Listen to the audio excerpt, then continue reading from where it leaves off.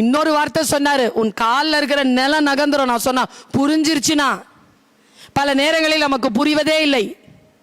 வார்த்தை தானே. ஏய் கங்க்ராச்சுலேஷன்ஸ் அப்படின்னா என்ன? எவ்வளோ பழகிட்டோம். பர்த்டேனா ஹாப்பி அப்படின்னா என்னப்பா? நமக்கு சொல்லும் புரியல. ஏதோ சொல்றோம், அவன் என்னை பார்த்தா ஹாப்பி பர்த்டேன்னு சொல்லவே இல்லை. ரொம்ப நுட்பமாக யோசிச்சு பார்த்தா ஹாப்பி பர்த்டே அப்படிங்கிற சொல்லுக்கு என்ன அர்த்தம் தெரியுமா? உனக்கு 18 வயசு ஆயிடுச்சா, நீ ஒரு கேக் வெட்டி ஒரு தீபத்தை ஏற்றி என்ன பண்ற? அந்த தீபத்தை ஊதுறியா? ஏன் ஊதுற? பர்த்டே கொண்டாடுறதுக்கான அர்த்தம் சொல்றேன். இன்னைக்கு அம்மா சொல்றேன், நீ கேட்டு வச்சுக்கோ. இனி வரக்கூடிய காலங்களுக்காக உனக்கு வாழ்த்து இல்லை, இவ்வளவு நாள் உயிரோடு இருந்ததற்காக உன்னை வாழ்த்துகிறோம். 18 வருஷம் வாழ்ந்துட்ட, 19வது வருஷத்தை வாழ போறனா ஏத்ததானே செய்யணும். ஏன் ஊதுற? கழிந்ததற்குத்தான் வாழ்த்து. ஏன் தெரியுமா? உன்னை போல் 18 வயது வரைக்கும் பல பேர் வாழ்வதே இல்லை, அதனால் உன்னை வாழ்த்துகிறோம்.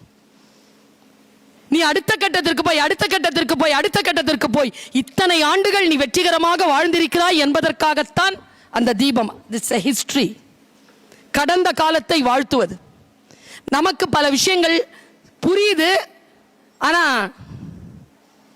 அதை நாம எக்ஸிக்யூட் பண்றதே இல்லை. பாருங்க, மிக முக்கியமான இன்னொரு ஒரு சொல்லை சொல்லிவிட்டு நான் இடம் சாருகிறேன். என்னுடைய வாழ்க்கையில் நான் கற்றுக்கொள்வதுதான் அதிகம். ஏனென்றால் கற்றது கைமண் அளவுதான், கல்லாலத்தது உலக அளவு இருக்கு. எதை லேர்ன் பண்ணாலும் நம்முடைய வாழ்க்கையில் எனக்கு சரி பிறருக்கும் சரி அது பயன்படுகிறதா என்று நான் பார்ப்பேன். இந்த உலகத்தில் நான் உங்களிடத்தில் முக்கியமாக 17, 18, 19 வயது பிள்ளைகளுக்கு சொல்ல வேண்டிய விஷயம், ஜெனரேஷன் இஸ் சேஞ்சிங். முக்கியமாக டீச்சர்ஸ் தெரிஞ்சுக்கோங்க, நம்ம இருக்கிற மாதிரி ஜெனரேஷன் இல்லை. நம் அறிவு அவர்களுக்கு போதவில்லை. we have to update ourselves. எந்த அளவுக்கு நாம் அப்டேட்டடா இருக்கிறோமோ, எந்த அளவுக்கு பழமையான விஷயங்களுக்கு புது வடிவம் கொடுக்கிறோமோ, அந்த அளவிற்கு அவர்களுக்கு அந்த வேல்யூஸ் போய் சேரும்.